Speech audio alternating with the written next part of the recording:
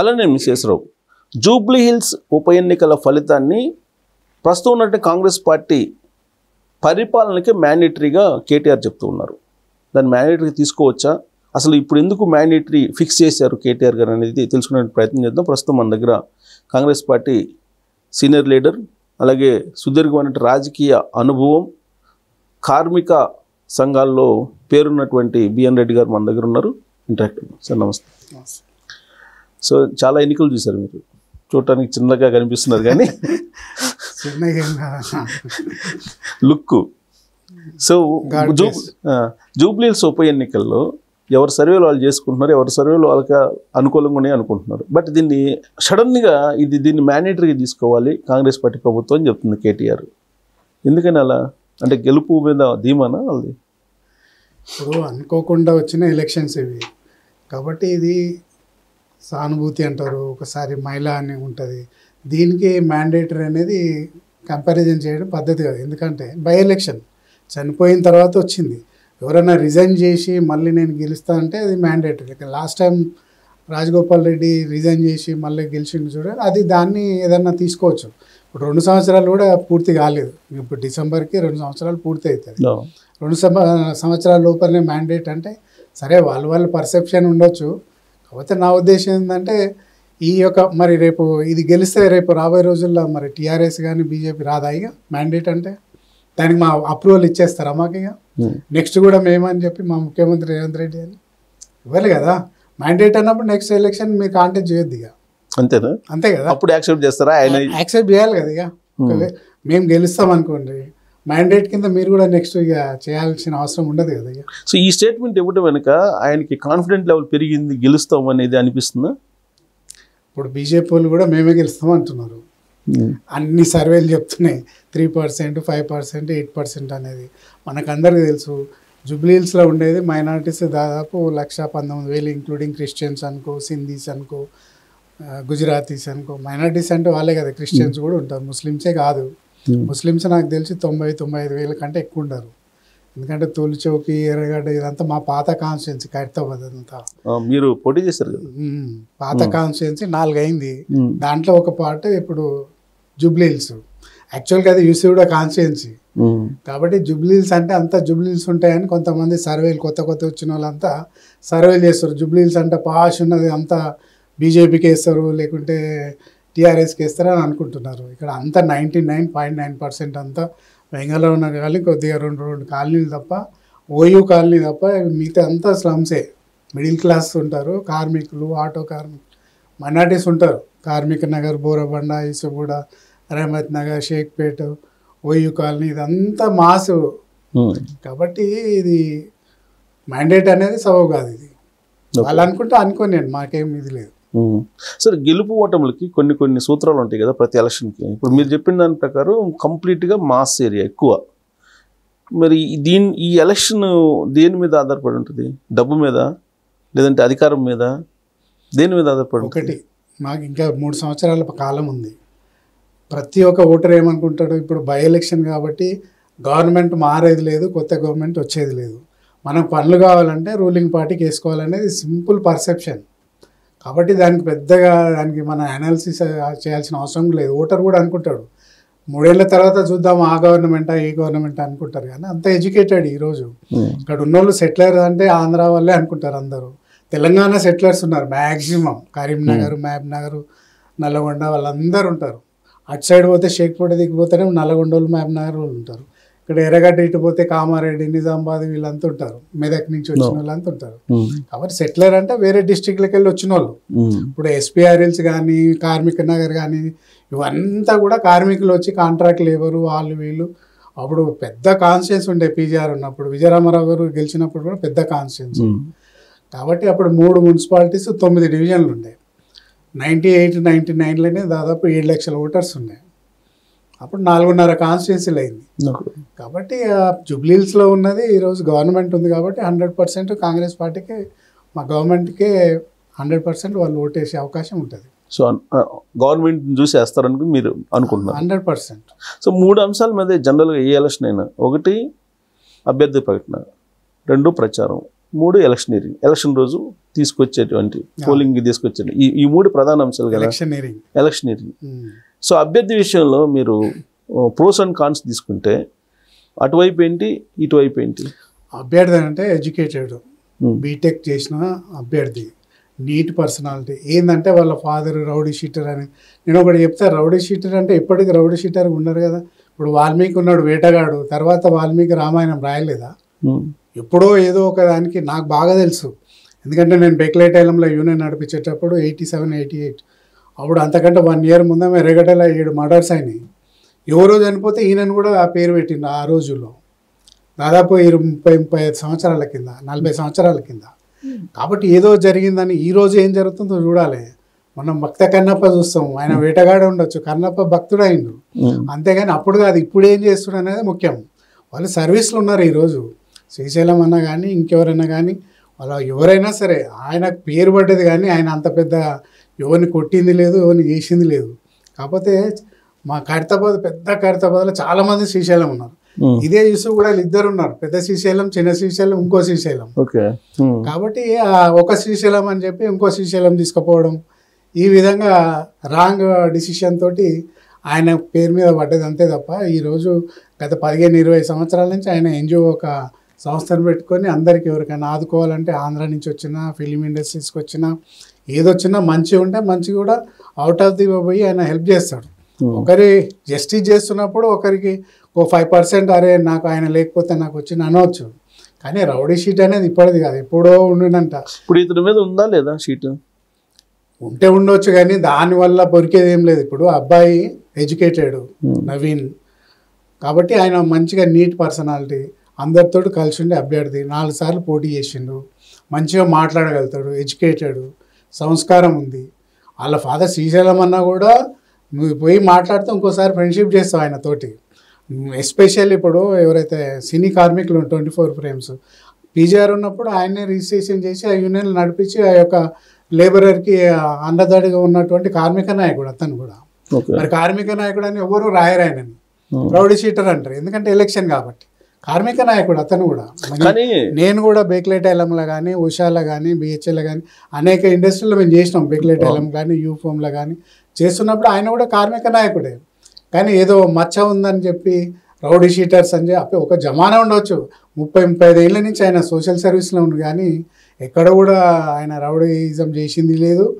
ఆయన చేసింది, ఆయన రియల్ ఎస్టేట్ చేసుకుంటాడు అంతే తప్ప పోయి కొట్లాడడం, వాడిని కబ్జాలు పెట్టడం అలాంటివి ఎక్కడ కూడా లేవు ఇప్పటి వరకు. కానీ 4 సార్లు పోటీ చేసి ఓడిపోయాడు. దీనికి కారణం నేర నేపథ్యం ఉన్న ఫ్యామిలీ నుంచి వచ్చాడు కాబట్టి ఈసారి కూడా అతను ఓడిపోతారు అనే వాళ్ళకి ఏం చెప్తారు? ఒక్కసారి ఎంఐఎం నుంచి చేసిండు 2014 సెకండ్ ప్లేస్కి వచ్చాను అబ్బాయి, యంగ్స్టర్, అప్పుడు 12 ఏళ్ళ కింద చేసాను. అప్పుడప్పుడు 29 ఏళ్ళు 27 ఏళ్ళు ఉంటాడు. సెకండ్ ప్లేస్కి వచ్చిండు, 2 జాతీయ పార్టీలను పక్క పెట్టి సెకండ్ ప్లేస్కి వచ్చిండు. మామూలు విషయం కాదు కదా అది.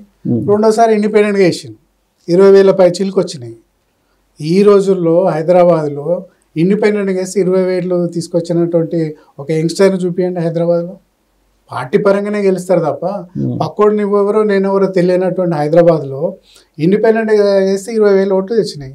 మరి చెడ్డోళ్ళకి అన్ని వేల ఓట్లు అయితే రావు కదా. ఇంతంత సర్వీస్ చేస్తేనే కదా వచ్చేది, పరిచయాలు ఉంటేనే కదా, whether it is a good or bad. కాబట్టి ఆ పర్సనల్గా 20,000-30,000 ఓట్లు ఉన్నాయి వాళ్ళకి. కానీ కార్పొరేట్గా కూడా గెలవలేని, అది కూడా ఇండిపెండెంటే కదా, అవి కూడా ఇండిపెండెంటే కదా.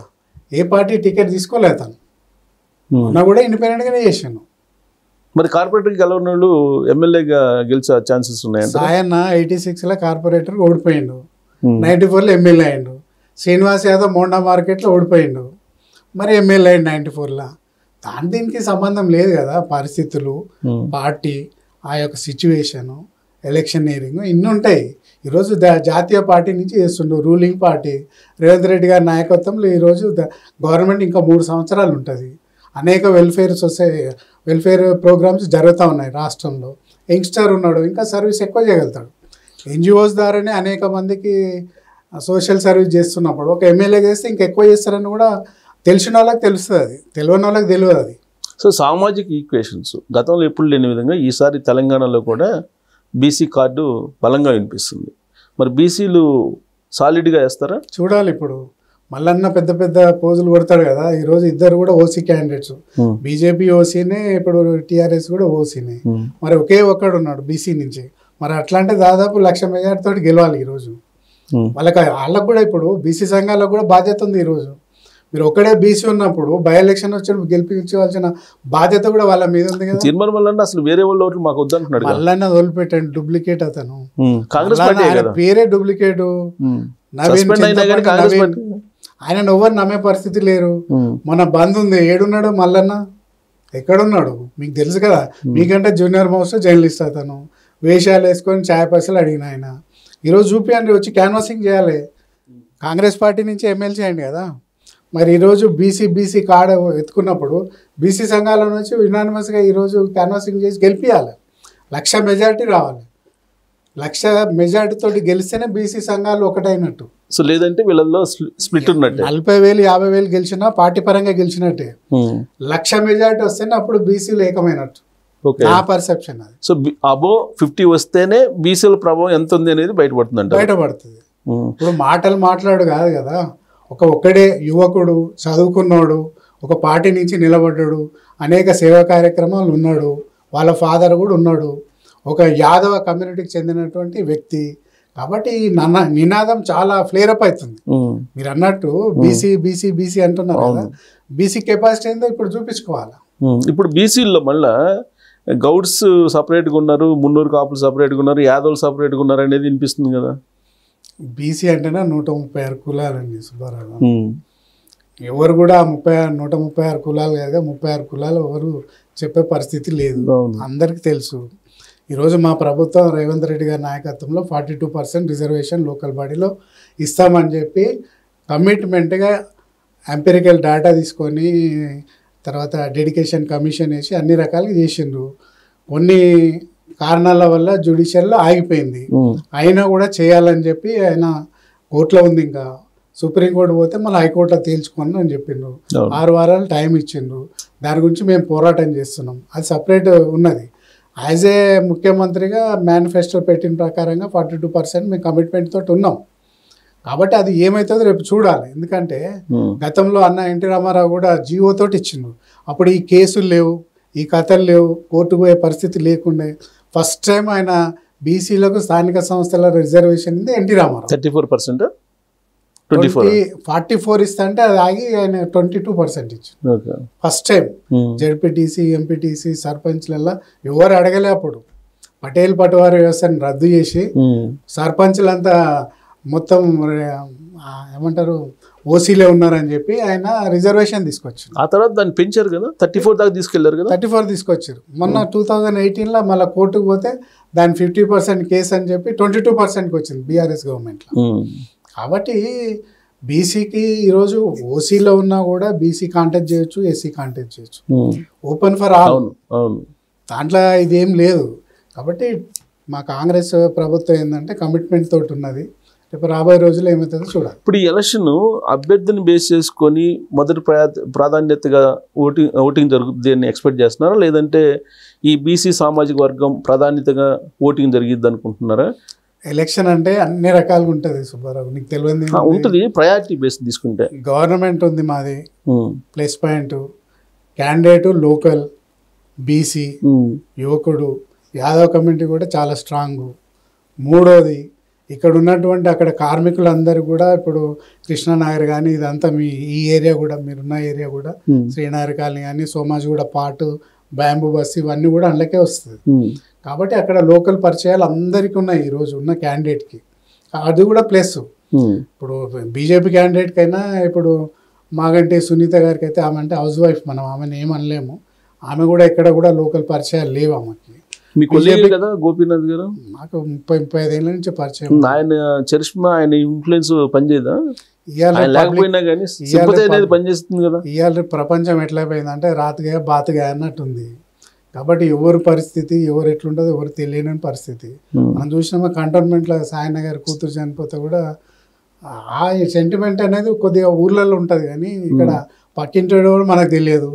వాళ్ళ ఉద్యోగము వాళ్ళ బిజినెస్ వాళ్ళే చూసుకుంటారు, కానీ రాజకీయాలు ఎవరు బిడ్డ ఎవరు కొడుకు ఎవరు భార్య ఎవరు ఆలోచించే పరిస్థితులు ఉండరు హైదరాబాద్లో.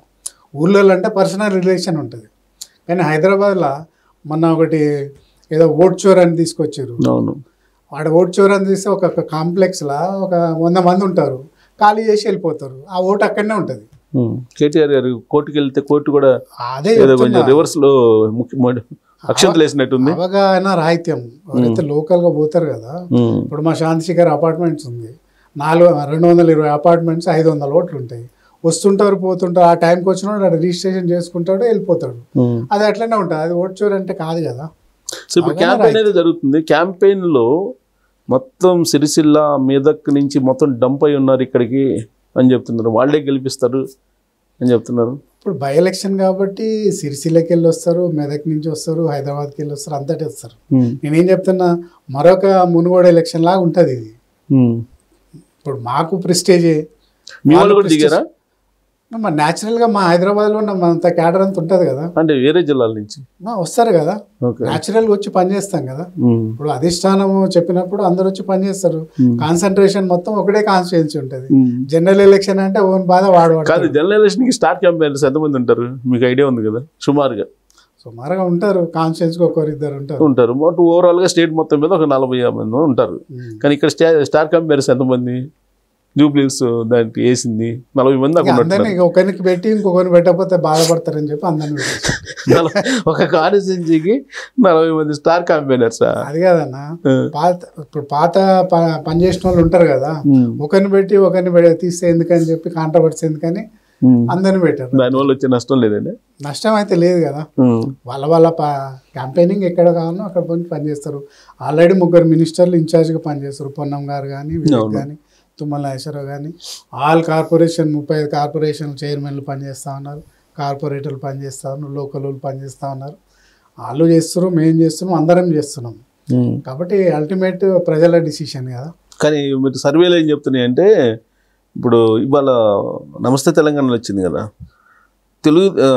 కాంగ్రెస్ పార్టీకి బీఆర్ఎస్ పార్టీకి తేడా 10% అబోవ్ ఉంది బీఆర్ఎస్ పార్టీ అనేది. ఇక మీకు తెలియదు ఏముంది, ఏదైతే యూట్యూబ్ ఛానల్స్ ఎవరికి వాళ్ళకు ఉన్నాయో ఆ సర్వేలు కూడా అట్నే అయిపోయినాయి. ఇంతకుముందుకు వార్తలు మనం చిన్నప్పుడు చూసినప్పుడు ½ an hour వార్తలు వచ్చేది, 90% కరెక్ట్ ఉండేది. ఇప్పుడు 24 hours వార్తలు వచ్చి ఏది ఏఐ తోటి వస్తుందో, ఏది నిజమో ఏది కాదో తెలియని పరిస్థితి. కాబట్టి అది మనం తీసుకొని సీరియస్గా వాళ్ళదే కరెక్ట్ మనదే కరెక్ట్ కాదు. మేము 35 ఏళ్ళ నుంచి ఈ ఖైరతాబాద్లో పనిచేస్తున్నాను. నేను మాకంటే ఎక్కువ తెలిసినోడైతే నాకు తెలిసి ప్రత్యేకంగా మిమ్మల్ని ఇన్వైట్ చేసింది. ఎందుకంటే మీరు ఇంటింటికి నాకు తెలిసి పరిచయాలు ఉంటాయి. 2008 డిలిమిటేషన్ కూడా నేను సిటీ నుంచి విజయరామారావు గారు నేనున్నాను, కాంగ్రెస్ నుంచి పీజీఆర్ శశిధర్ రెడ్డి గారు ఉన్నారు డిలిమిటేషన్ కాన్స్టిట్యుయెన్సీలు అయినప్పుడు. కాబట్టి ప్రతి గల్లీ తెలుసు, ఈడికెళ్ళి షేర్లింగంపల్లి తెలుసు, కుక్కటిపల్లి తెలుసు, మల్కాజ్గిరి తెలుసు, ఖైరతాబాద్ తెలుసు, అన్ని ప్రతి ఒక్కటి తెలుసు. 35 ఏళ్ళు. ఎస్పెషల్లీ జూబ్లీహిల్స్ అంటే అంత కార్మిక మాకు సంబంధం. పార్టీ కంటే ఎక్కువ కార్మికులు ఉంటారు. కార్మిక నగర్ కానీ అదంతా హైలం కాలనీ ఉంది. మేము బెక్లైట్ టైంలో జాబ్ చేసేటప్పుడు అప్పుడు ఎన్టీఆర్ గారు 30 ఎకరాల ల్యాండ్ ఇచ్చిండు మాకు, 5,000 ఎకరం కోఆపరేటివ్ సొసైటీ ద్వారా తీసుకొని అందరికి ఇస్తే హైలం కాలనీ ఉంది. ఇప్పుడు పబ్లిక్ మూడ్ ఎలా ఉంటుంది ఇక్కడ ఉండే కార్మిక సెక్టర్? కార్మికులంతా ఈరోజు ప్రతి ఒక్కరు కూడా ఆలోచన చేసి వేస్తారు ఎవరికైనా కూడా. కానీ ఇది జనరల్ ఎలక్షన్ అయితే మీరు అన్నట్టు ఈ గవర్నమెంట్ అన్ని పనిచేస్తలేదని ఒక పర్సెప్షన్ ఉంటుంది. ఇప్పుడు పర్సనల్ రిలేషన్ మీద ఉంటుంది. ఇప్పుడు గవర్నమెంట్ ఉంది కాబట్టి అందరు కూడా లోకల్ క్యాండిడేట్ మనకు రాత్రైనా పగలైనా అవైలబుల్ ఉంటారు. బీజేపీ క్యాండిడేట్ నాన్ లోకల్, ఈమెంటే లేడీ కాబట్టి కాదు బ్రదర్ లాంటి శిష్యుడా కాదు బ్రదర్, ఎవరైనా ఉండొచ్చు. చెప్పేది ఏంటంటే కాదు, దీపక్ డిపాజిట్లు వస్తాయా? ఇక వాళ్ళని అడగాలి. లాస్ట్ టైమే అంతకుముందుకు 8,000 వచ్చినాయంటే మొన్న 24,000 వచ్చినాయి. ఇప్పుడు అందులో సగం వస్తాయి అనుకుంటున్నాను నేను. దీంట్లో లాస్ట్ మతలబ్ ఏమన్నా క్యాండిడేట్ ని మతలేం ఏం లేదు, ఆల్రెడీ లేట్ అయిపోయింది క్యాండిడేట్. మూడోది అంత ఎలక్షన్ తర్వాత ఆయన కాన్సన్ట్రేట్ చేయలేదు.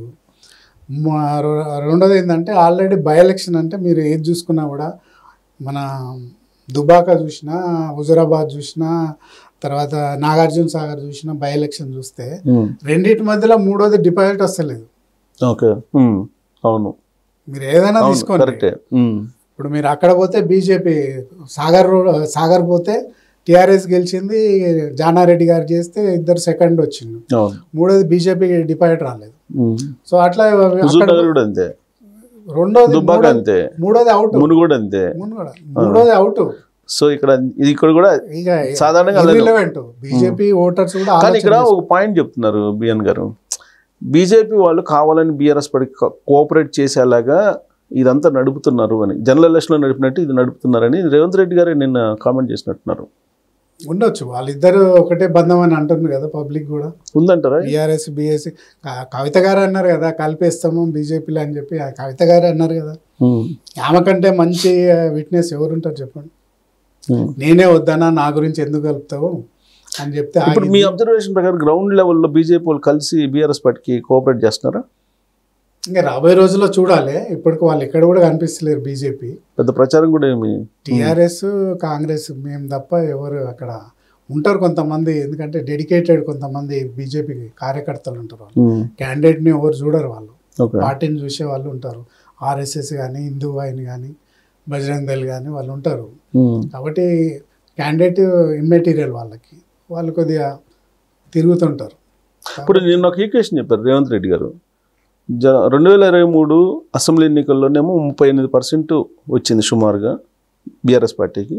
ఆ తర్వాత జరిగిన లోక్సభ ఎన్నికల్లోనేమో 24%కి పడిపోయింది. 24 కాదు 15% పడిపోయింది. ఇప్పుడు అంతే వస్తుందా లేదా అనే దాని మీద ఆయన మాట్లాడుతున్నాడు. అది అంతకన్నా ఎక్కువ వస్తే బీజేపీ వాళ్ళు కోఆపరేట్ చేసినట్టు అనే లాజిక్ చెప్తున్నారు. నేనేం చెప్తున్నా సుబ్బారావు గారు, ఈ బై ఎలక్షన్ కాబట్టి బీజేపీ ఓటు కాంగ్రెస్కి వేస్తారా టీఆర్ఎస్కి వేస్తారా అనేది చూడాలా. రెండింటి మధ్యలో న్యూట్రల్ వర్కర్స్ ఉంటారు. ఎట్లాగో బీజేపీ ఓడిపోతుంది కదా ఎవరికి వేద్దామని చూస్తారు. లోకల్ క్యాండిడేట్ ఎవరైనా చూస్తారు. రేపు గడబడైనా ఏదైనా మంచి అయినా చెడైనా కార్మికులు ఉంటారు కదా, కొద్దిగా middle class below middle class వాళ్ళు ఉంటారు. గొడవలు ఎక్కువ అవుతుంటాయి. అవసరం అనుకుంటే ఎవరు వస్తారు? నవీన్ యాదవ్ అవైలబుల్ ఉంటారు. సెంటర్ ఆఫ్ ది సిటీలో ఉంటాడు, యంగ్స్టర్, ఫోన్ చేస్తే రాగలుగుతాడు. వీళ్ళిద్దరు క్యాండిడేట్స్ రాలేరు. అందులో మహిళను ఎవరు కూడా అవైలబుల్ ఉన్నా కూడా ఆమె రాలేదు, చేయలేరు. కాబట్టి 100% కార్మికులంతా అవైలబుల్ ఉన్న నాయకునికి వేస్తారు. కానీ అవైలబుల్ గెలిచిన తర్వాత ఇంట్లో కూర్చుంటా అని ఎవరు వేయరు. ఎందుకంటే మొత్తం మాస్ ఏరియా అదంతా, ప్రతిరోజు ఏదో గడబడ ఉంటుంది. కార్మిక నగర్ కానీ, రేమత్ నగర్ కానీ కొట్లాటలు ఉంటాయి, మీకు తెలియదు ఏముంది. కాబట్టి అవైలబుల్ ఉన్న లీడర్ కావాలనుకుంటారు. ఆ లెక్కల ప్రకారం కూడా నవీన్ క్యాండిడేటే కదా కరెక్ట్ క్యాండిడేట్. కానీ ఇంకో కోణం నుంచి చూస్తే అధికారం లేకపోతేనే వీళ్ళు రౌడీజం లేదంటే గందరగోళం చేస్తున్నారు. ఒక్కసారి ఎమ్మెల్యే చేస్తే పరిస్థితి ఏంటి అని ఆలోచించే వాళ్ళు కూడా ఉన్నారుగా. సిఎస్ రావు గారు నేను ఒక్కటే చెప్తున్నా, రౌడీజం అంటారు. గత 25 సంవత్సరాల నుంచి ఎవరి మీద రౌడీజం చేసి ఏం లాక్కున్నారు ఒక్కటి చూపేమని చెప్పండి. ఉట్టిగా గాలి మాటలు మాట్లాడితే కాదు కదా. ఈరోజు మీ ఛానల్ ద్వారా నేను సవాల్ చేస్తా ఉన్నా, గత 20-25 ఇయర్స్ నుంచి నవీన్ కానీ శ్రీశైలం యాదవ్ అన్న కానీ ఎవరి మీద దౌర్జన్యం చేసిండు, ఎక్కడ ల్యాండ్ లాక్కున్నాడు, ఎవరి ఇల్లు లాక్కున్నాడు ఒక్కటి చూపించమని చెప్పండి. ఉట్టి గాలి మాటలు ఏదో ఉన్నదని చెప్పి మాట్లాడడం కాదు కదా. 25 ఇయర్స్ నుంచే చెప్తున్నాను. 25 ఇయర్స్ బ్యాక్ తర్వాత వద్దాం. 25 ఇయర్స్ నుంచి వాళ్ళు ఎవరి ల్యాండ్ రౌడీజం అంటే ఏంది, లాక్కోవడం కదా, దౌర్జన్యం చేయటం. వాళ్ళ పేరు చెప్పుకొని ఎంతో మంది మేలు చేసుకుంటారు. అన్న మా ఇల్లు కాల్ చేస్తలేరంటే పేరు చెప్తే ఆయన కాల్ చేసి వెళ్ళిపోతాడు. అంతే తప్ప పోలీసు వాళ్ళు గవర్నమెంట్ చేయని ఇలాంటి వాళ్ళు చేయగలుగుతారు. పేరు చెప్తే అరే అన్న చెప్పిండు కదా అని పోతారు. అంతేగాని రౌడీ అని వాళ్ళని చెప్తున్నా కదా. వాల్మీకి కూడా ఒకప్పుడు వేటగాడే, కానీ తర్వాత రామాయణం రాసిండు కదా. చూడాలి మీ మాట. నవీన్ యాదవ్ ఎంత మారాడు అనేది మీరేమో వాల్మీకి తోటి పోలుస్తున్నారు. శ్రీశైలం అన్నని పోలుస్తున్నా, నవీన్ యాదవ్ నవీన్ మీద ఏం లేవు కదా.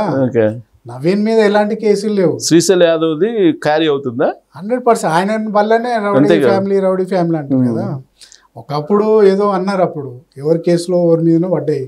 అంతే తప్ప ఆయన డైరెక్ట్ పోయి లాక్కున్నది. మీతో తెలుగుదేశం పార్టీలో కలిసి చేసినాం, పర్సనల్గా తెలుసు, అంతా తెలుసు. నేను అందుకే చెప్తాను అంత కాన్ఫిడెంట్గా. గత 25 సంవత్సరాల నుంచి ఒక్క కేసు లేదు వాళ్ళ మీద. శ్రీశైలం అన్న మీద లేదు.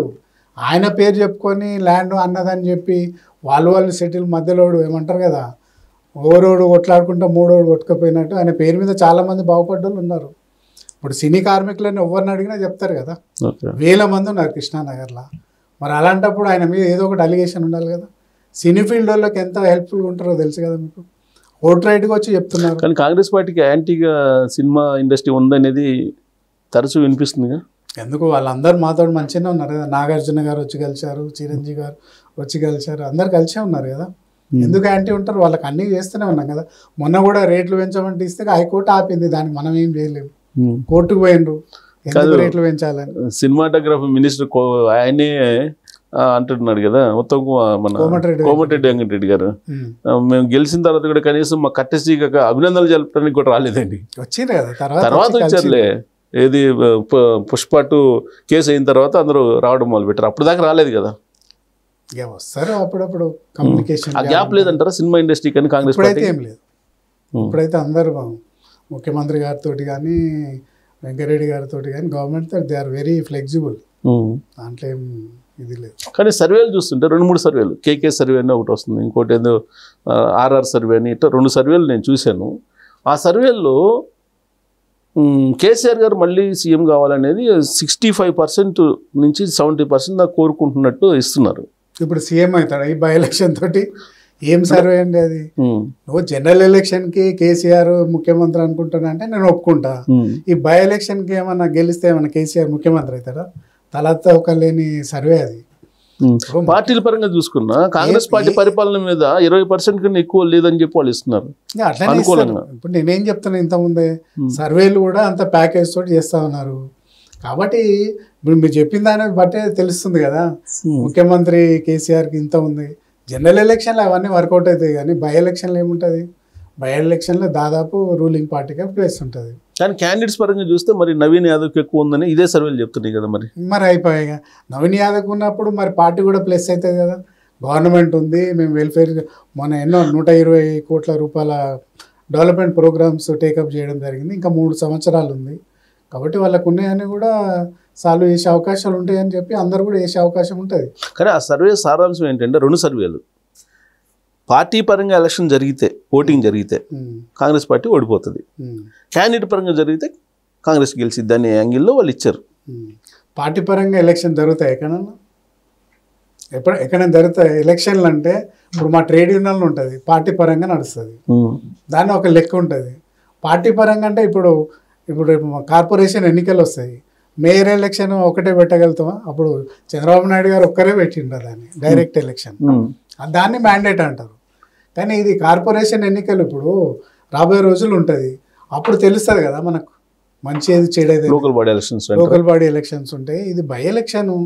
బై ఎలక్షన్ 100% మా ప్రభుత్వం, మా క్యాండిడేట్ నవీన్ యాదవ్ గెలవబోతుండ్రు, దానికి ఏం డౌట్ లేదు. గెలిచిన తర్వాత ఇక బీఆర్ఎస్ పార్టీ అవుట్ అని ప్రచారం అంతేనా? ఎవరిది వాళ్ళకు ఉంటది కదా. ఓడిపోతేనేమో సిట్టింగ్ స్థానం వాళ్ళు గెలుచుకున్నారంటారు అంతేనా? మీరే చెప్తున్నారు కదా. జనరల్ గా పొలిటీషియన్స్ అంతే ఉంటారు. రాజకీయం అన్నప్పుడు ఎవరి పార్టీ ప్రొటెక్ట్ చేసుకోవాల్సిన అవసరం ఉంటది కదా, ఎవరిది వాళ్ళు చేసుకుంటారు. గెలిస్తే అందరికి చేసింది అంటారు, ఓడిపోతే అనేకమైనటువంటి రీజన్స్ చెప్తారు. గెలిస్తే ఏముండదు, అందరు పని చేసి గెలిచినామంటారు. ఓడిపోతే వాడు చేయలేదు, వీడు చేయలేదు, వాడు డబ్బులు పంపించిండు, వీళ్ళు పోలీసు వాళ్ళు అంతా మమ్మల్ని ఇది చేసిండు, మమ్మల్ని డబ్బు పంచనీయలేదు, రకరకాలుగా ఉంటుంది. కాబట్టి ఇది by election 100% Congress party Naveen గెలుస్తున్నాడు, దాంట్లో ఏం డౌట్ లేదు.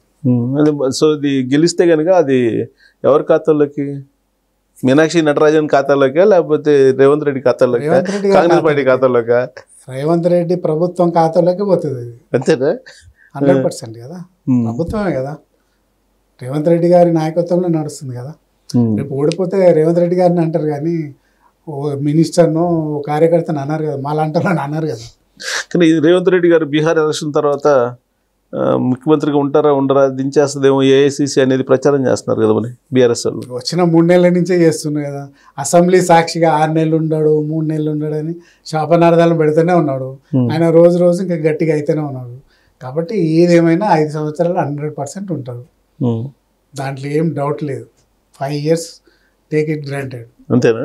దాంట్లో డౌటే లేదు. సో ఈ స్కోర్ కూడా యాడ్ అవుద్ది అంటారా? పక్కా గెలుస్తాం. సో ఇప్పటి వరకు చాలా నెగిటివ్ క్యాంపెయిన్ చేశారు కదా రకరకాలుగా, హైడ్రా అని, తర్వాత అక్కడ గిరిజనుల్ని అక్కడ చేశారని చెప్పి ఇట్లా ప్రతి అంశాన్ని చేసుకుంటూ వచ్చారు కదా, ఇదంతా వాషౌట్ అవుతుందా ఇక్కడ కనుక కాంగ్రెస్ పార్టీ గెలిస్తే? ఏం వాషౌట్, అదే మళ్ళీ నడుస్తూనే ఉంటుంది. పార్టీ అన్నప్పుడు, ప్రభుత్వం అన్నప్పుడు పనులు చేసుకుంటూ పోతాం. అపోజిషన్ అన్నప్పుడు మేము ఏదైతే 1% ఏదైనా చేయకపోతే దాన్ని ఎలివేట్ చేసి ప్రచారం చేసుకునే బాధ్యత అపోజిషన్ది. కొత్తగా ఏమి ఉండదు కదా. చేసింది వాళ్ళు చెప్పారు, చేసింది మేము చెప్పుకోవాలి, చేయింది వాళ్ళు చెప్పుకోవాలి. అయితే ఏ పార్టీ అయినా అదే జరుగుతుంది, అంతే కదా. వాళ్ళ బాధ్యత అది క్రిటిసైజ్ చేయడం. డెవలప్మెంట్ దాని క్రిటిసైజ్ని పాజిటివ్ ఉంటే తీసుకొని దాన్ని మళ్ళీ పాజిటివ్గా చేసుకొని డెవలప్మెంట్ చేసుకునే బాధ్యత ప్రభుత్వం మీద ఉంటుంది. అంతే తప్ప వాళ్ళు క్రిటిసైజ్ చేసిన మేము కూడా క్రిటిసైజ్ చేస్తే కాదు కదా. ఇంకా 3 సంవత్సరాలు ఉంది, 3 సంవత్సరాలు డెవలప్మెంట్ చేసుకుంటూ పోతాం. 3 నెలల ముందు ఎలక్షన్ ముందు మేము కూడా క్రిటిసైజ్ చేస్తాం. ఇప్పుడు బాకీ కార్డ్ అని ఒకటి ఇస్తున్నారు, మరి వాళ్ళు కూడా 10 ఏళ్ల కింద చాలా బాకీ ఉన్నారు. బాకీ కార్డులు ముఖ్యమంత్రి సీటే బాకీ ఉన్నారు వాళ్ళు. ఎస్సీకి ముఖ్యమంత్రి సీటే బాకీ ఉన్నారు, అంతేనా? ఇంకా అంతకంటే ఏముంటది. తులం బంగారం బాకీ ఉంది, మీరు అంటే బ్రహ్మాండంగా లేడీస్ 3 సంవత్సరాలు ఉంది, ఇస్తారా? 3 సంవత్సరాల్లో తులం బంగారం వెళ్తూ బాగా ట్యాక్సులు అవన్నీ వచ్చి మళ్ళీ రాబోయే రోజుల్లో ఇంకా రెవెన్యూ పెరిగి, వెల్ఫేర్ స్కీమ్స్ పెరిగి, ఆదాయం పెరిగినాక రాష్ట్రానికి వస్తుంటే 100% ఇస్తాం. చాలా క్లియర్ గా చెప్పారు కదా మీ సీఎం. అడ్డంగా కోసినా గానీ ₹1 లేదు. ఇప్పుడు లేదండి, ఇంకా 3 సంవత్సరాలు ఉంది. 3 సంవత్సరాలలో ఇంకా చాలా వస్తాయి కదా. సో ఈ ఎలక్షన్ ని మనం నాన్ సీరియస్ తీసుకోవాలా, సీరియస్ తీసుకోవాలా అనే దాని మీద మనం ఒక భావనకు వస్తే, ఇప్పుడు వాళ్ళేమో సీరియస్ తీసుకుంటున్నట్టు అనిపిస్తుంది BRS party. Congress non serious తీసుకుంటుందా? ఎందుకు పార్టీ పరంగా 100% సీరియస్గానే తీసుకుంటుంది కదా. ప్రతి ఓటును కూడా కలుస్తున్నారు, మా మంత్రులు, చైర్మన్లు అంతా కలిసిపోతారు కదా. మరి ఎందుకు మ్యాండేటరీగా తీసుకోమని ఆయన అంటే ఎవరు రియాక్ట్ కావట్లేదు మీ వాళ్ళు? ఇప్పుడు సిచ్యువేషన్ కానీ అక్కడ ఉన్నటువంటి పరిస్థితులు కానీ, ఇప్పుడైతే రాబోయే రోజుల్లో ఇంకా సంవత్సరం ఉందంటే మ్యాండేట్గా తీసుకున్నారు. సరే మ్యాండేట్గా తీసుకున్నాం, ఇంతకుముందు చెప్పినట్టుగా మరి రాబోయే రోజుల్లో వాళ్ళు ఓడిపోయినట్టేనే కదా. అంతే కదా. ఇవన్నీ అపోజిషన్ వాళ్ళకు కావాలి, ఒక డైలాగ్ కావాలి కాబట్టి అంటారు. కానీ వాళ్ళు అన్నారని మేము కూడా పోయి రెచ్చిపోయి మా పనులు పక్కకు పెట్టేసి మేము చేస్తున్న పనులను పక్కకు పెట్టి శరానికి ఎడుకోబోతున్నట్టు కాదు కదా. కాబట్టి ఎలక్షన్ని సీరియస్గానే తీసుకుంటారు ఎవరైనా కూడా. So Muslim vote bank, Muslim minority vote bank decide factor అన్నారు కదా. ఎట్ట సాలిడ్గా ఇప్పుడు అసరుద్దీన్ ఓవైసీ మన నామినేషన్ అప్పుడు చివరి నిమిషంలో కనిపించారు. మీకు నమ్మకం ఉందా అతను ఖచ్చితంగా చేస్తాడు అనేది? 100% అసద్ గారు చెప్పిందంటే 100% చేస్తారు. రెండోది సిఎస్ రావు గారు, గ్రేటర్ హైదరాబాద్ నేను జనరల్ సెక్రటరీ చేశాను. 18 కాన్స్టిట్యున్సీల గురించి నాకు బాగా తెలుసు. 18 కాన్స్టిట్యున్సీలలో కాంగ్రెస్ పార్టీ గత జనరల్ ఎలక్షన్లో ఒక్కటి కూడా గెలవకపోవడానికి కారణం ఓన్లీ 1 ఎంఐఎం. ప్రతి కాన్స్టిట్యున్సీలో 20-25% ఓట్స్ ఉంటాయి. ఆ యొక్క ఓటింగ్ ఎక్కడ టిల్ట్ అయితే ఆ పార్టీ గెలుస్తుంది. టీడీపీ గవర్నమెంట్ ఉన్నప్పుడు అట్లనే అయింది, కాంగ్రెస్ గవర్నమెంట్ ఉన్నప్పుడు అట్లనే అయింది, మొన్న టీఆర్ఎస్ గవర్నమెంట్ ఉన్నప్పుడు అట్లనే అయింది. పెద్దగా మనం తలకాయలు వలగొట్టుకోవాల్సిన అవసరమే లేదు. మైనార్టీ ఓటు ఏ పార్టీకి అయితే టిల్ట్ అవుతుందో ఆ పార్టీ హైదరాబాద్ అన్నీ గెలుస్తుంది. మీ వైపు టిల్ట్ అవుతుంది నమ్మకం కదా. అంటే మొన్న నామినేషన్ చివరి నిమిషంలో వచ్చాడు ఆయన. అంతకుముందు ఒక 2 days ముందు ఏం చేశాడంటే ఆయన, మేము 2023 ఎలక్షన్లో బీఆర్ఎస్ పార్టీకి సపోర్ట్ చేసాం, అలాగే 2024 లోక్సభలో కూడా మేము బీఆర్ఎస్ పార్టీకి సపోర్ట్ చేసాం, మేము ఇంకా డిసైడ్ చేసుకోలేదు ఉప ఎన్నికలు కాబట్టి వీటిని అని అన్నాడు. అవును, మన నామినేషన్లో చెప్పింది కదా నవీన్ గెలిపియాలని. అంతే చెప్పాడు, అంతే గ్రౌండ్లో వర్క్ చేయాలి కదా, చాలు, అదొక మాట చాలు అక్కడ. కాబట్టి మైనార్టీస్ కూడా సెక్యులర్ పార్టీ కాంగ్రెస్ అని అందరికీ తెలుసు. కానీ మాగంటి గోపీనాథ్ గారు ముస్లిమ్స్కి చాలా చేస్తున్నారు, ముస్లిమ్స్ తోటి ముస్లిం సమాజంతో చాలా ఆయనకి ఆ ఫ్యామిలీకి బలమైన సంబంధాలు ఉన్నాయి. లేరు కదా ఇప్పుడు, లేరు. ఆయన చనిపోయిన తర్వాత ఆయన సతీమణి వస్తున్నారు కాబట్టి ఆ గ్రాటిట్యూడ్ ముస్లిమ్స్ ఆవిడ వైపే ఉంది అనేది వినిపిస్తుంది. తల్లి తండ్రి చనిపోతేనే 10 రోజుల తర్వాత కొడుకులు మర్చిపోయే పరిస్థితి ఈ రోజుల్లో. మాగంటి గోపీనాథ్ గారు పోయిన తర్వాత ఈ రోజు గుర్తుపెట్టుకొని వేసేంత పరిస్థితి ఈ రోజుల్లో లేవు. అంటే ముస్లిమ్స్ గుర్తుపెట్టుకోరు అంటారు ఎవరు ముస్లింలేనే కాదు, తల్లిదండ్రులు ముస్లిమ్స్ 10 రోజుల తర్వాత ముస్లిమ్స్ కి ప్రత్యేకంగా చేశాడు అతను అని. కాంగ్రెస్ పార్టీ కూడా చాలా చేసింది కదా, కాంగ్రెస్ పార్టీ చాలా చేసింది అట్లా. అంటే 70 సంవత్సరాలలో అట్లని కాదు కదా. ఈ రోజులో 10 రోజులలో దినాలు చేసిన తెల్లారే అందరు మర్చిపోతున్నారు. ఈరోజు మనిషి ఉంటేనే మనిషిని గుర్తుపట్టే పరిస్థితులు లేకుండా పోయినాయి ఈ రోజుల్లో. ఈ రోజు ఏందని ఆలోచన చేస్తుంది ఈ రోజు పబ్లిక్, జనరల్ పబ్లిక్, ముస్లిమ్సే కాదు అందరూ కూడా. కాబట్టి అది అంత వర్కౌట్ కాదు నాకు తెలిసినంత వరకు. కాబట్టి హైదరాబాద్లో మైనార్టీ ఓటు ఎటు టిల్ట్ అయితే అటు గెలుస్తుంది, అంతే. Simple equation. రేపు కార్పొరేషన్ కూడా గట్లనే ఉంటుంది. సో వాళ్ళు కాంగ్రెస్ వైపు టిల్ట్ అవుతారని మీ నమ్మకం? టిల్ట్ అయినరు, ఎంఐఎం మా తోటి ఉన్నది. కానీ నవీన్ యాదవ్ పట్ల వ్యతిరేకంగా ఉన్నారనేది ఒకటి వినిపిస్తుంది కదా ముస్లిం సమాజ వర్గం. అసలు చాలా దగ్గర తీసేది ఎవరంటే మైనార్టీస్. ఆ పిల్లోని గతంలో కాంటాక్ట్ చేసిండు కదా ఎంఐఎం జెండా మీద. ఓకే. కాబట్టి ఆ నాయకులు, అక్కడ ఉన్నటువంటి లీడర్స్, మైనార్టీ లీడర్స్, వాళ్ళ ముల్లాస్ తోటి, వాళ్ళతోటి వీళ్ళతోటి మంచి సంబంధాలు ఉన్నాయి. కాబట్టి వాళ్ళ కొడుకులాగా చూసుకుంటారు వాళ్ళంతా. కాబట్టి అదంతా ప్లస్సే. ఎందుకంటే ఆల్రెడీ ఆయనకు తెలుసు ఎవరు మైనార్టీ నాయకుడు, ఎవరు ఎంఐఎం నాయకుడు, అందరూ తెలుసు. కార్మికులు తెలుసు, సినీ ఇండస్ట్రీ కార్మికులు తెలుసు, వేల మంది ఉన్నారు సినీ ఇండస్ట్రీ కార్మికులు, మీకు తెలియదు. కాబట్టి ఇవన్నీ ప్లస్ అవుతాయి. కాబట్టి మినిమం 40-50 వేల మెజార్టీతో గెలుస్తారు నాకు తెలిసి. మీ పూర్వ పార్టీ ప్రభావం ఏముండదా అంటే టీడీపీ? ఇక చంద్రబాబు నాయుడు గారు మీ ఇష్టం ఎవరికైనా వేసుకోమని చెప్పింది కదా, అందుకని దాని ప్రభావం ఏముండదు అంటారు? మాకే వేస్తారు. అంటే సామాజిక వర్గ పరంగా కూడా మేజర్గా కాంగ్రెస్లో ఉన్నాం కదా ఇప్పుడు. మేమంతా చాలా వరకు కాంగ్రెస్లో ఉన్నాము. కాబట్టి మా ముఖాలు చూసి అని వేస్తారు కదా. ఇప్పుడు ఇక్కడ ఉన్న క్యాడర్ అంతా, టీఆర్ఎస్లో ఉన్న క్యాడర్ అంతా నేను పెట్టిన డివిజన్ ప్రెసిడెంట్లు ఉన్నారు ఇప్పటికీ. ఓకే. ఇప్పుడు కొన్ని డివిజన్ల మేము అప్పుడు పెట్టిన డివిజన్ ప్రెసిడెంట్లే టీఆర్ఎస్లో కొనసాగుతున్నారు ఈ రోజుకి. షేక్పేట కానీ, ఎర్రగడ్డ కానీ, మొత్తం డివిజన్ ప్రెసిడెంట్లు ఈవెన్ టుడే మేము పెట్టిన వాళ్ళే, వాళ్ళే. ఇప్పుడు మీరు చెప్తాను కానీ వీళ్ళంతా. మీ రోల్ ఏంటి మరి ఎలక్షన్లో? మేము చేస్తాం కదా, మా సోమాజు కూడా ఉంది, సగం ఉంది, కార్మిక నగరు, హైలం కాలనీ ఉంది, వెళ్తున్నాం. అప్పుడు మాకు తెలిసిన వాళ్ళతో పోయి రిసీవింగ్ పాజిటివ్ గానే ఉందా? పాజిటివ్ ఉంది. అంటే ఏం లేదు, పూర్ పీపుల్కి వ్యతిరేకంగా ఉంది కాంగ్రెస్ పార్టీ హైడ్రా కారణంగా అనేది ఒక. హైడ్రా ఎవ్వరు కూడా గతంలో కూడా ఎడగొట్టిందండి.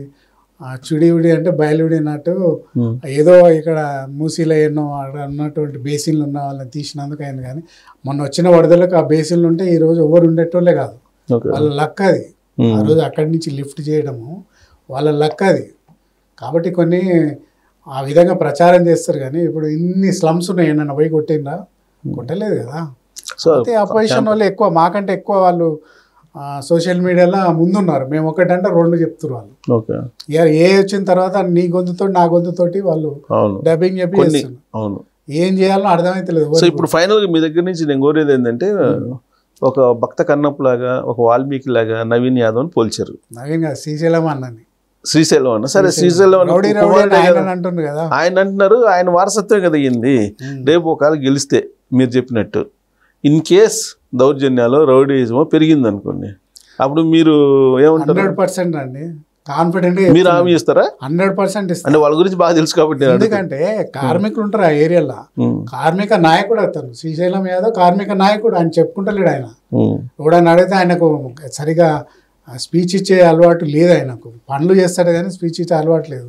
ఈ మధ్యలో 2-3 ఇంటర్వ్యూలో చూస్తే అన్ని వాళ్ళు చెప్పిందే చెప్తున్నారు. ఆయన కార్మిక నాయకుడు. 24 ఫ్రేమ్స్ యూనియన్ ఫామ్ చేసిండే అతను, జనార్దన్ రెడ్డి గారు ఉన్నప్పుడు. అనేక యూనియన్లు నడిపించింది అతను కూడా. ఈజ్ ఏ కార్మిక నాయకుడు ఆయన. అందుకే నేను చెప్తున్నా, మాకు పరిచయాలు ఉన్నాయి కాబట్టి చెప్తున్నా. కానీ ఇప్పుడు అప్పుడు 95లో చంద్రబాబు నాయుడు మినిస్టర్ ఉన్నప్పుడు పీజీఆర్ ఇక్కడ ఎమ్మెల్యే ఉండే. అప్పుడు టీడీపీలో కలిసినప్పుడు ఇక్కడ ఉన్న పట్టాలన్నీ కూడా ఆయన ద్వారానే ఇచ్చినప్పుడు చంద్రబాబు నాయుడు గారు. సో పట్టాలు ఆయన గురించి మీకు బాగా క్లోజ్గా తెలుసు కాబట్టి మీరు చెప్తున్నారు. సరే, ఆయన మీరు ఎంత చెప్పినా కానీ ఆయన మీద ఒక ముద్ర అనేది ఉంది. అది క్యారీ కాకుండా నవీన్ యాదవ్ ఉంటారు అనేది మీకు నమ్మకం ఉంది? 100% ఉంటుంది. అది క్యారీ అయ్యేది లేనే లేదు, ఉంటే కదా క్యారీ చేసేది.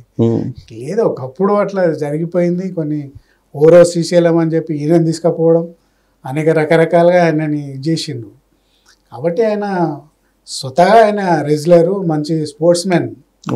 అనేక కాంపిటీషన్స్ పెట్టుకుంటాడు, అన్నీ చేస్తారు. రియల్ ఎస్టేట్ చేసుకుంటాడు.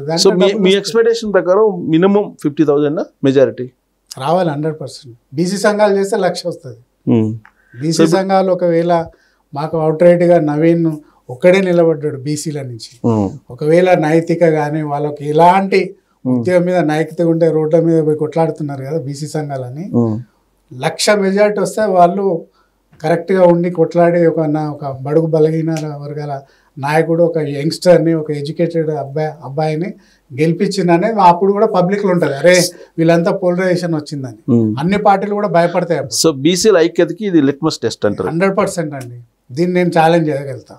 ఎందుకంటే కరెక్ట్ సిచ్యువేషన్ ఇది. ఇద్దరు ఓసీలు, ఒక బీసీ నాయకుడు, ఎడ్యుకేటెడ్, నీట్ పర్సనాలిటీ, గవర్నమెంట్ ఉంది. నువ్వు మీ యొక్క ఐక్యత చూపించాలి కదా ఇప్పుడు. Okay, thank you.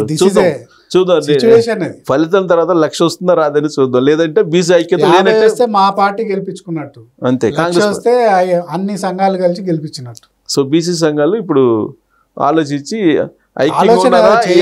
ఉన్నారా లేదా పార్టీలకు అతీతంగా వచ్చి పని చేయాలా.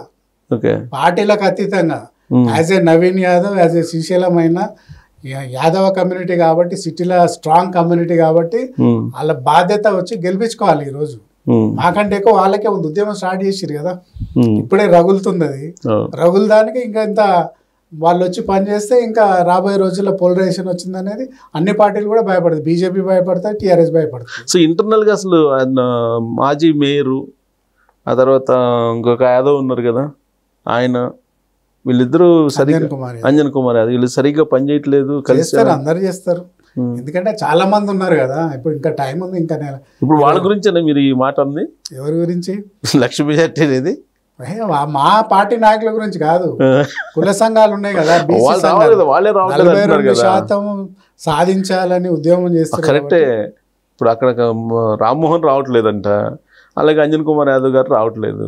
మరి వీళ్ళే రానప్పుడు ఐక్యత ఎక్కడ ఉంటుంది? రామ్మోహన్ గారు అంటే ఇక్కడ జూబ్లీహిల్స్ కి సంబంధించిన వాడు కాదు కదా.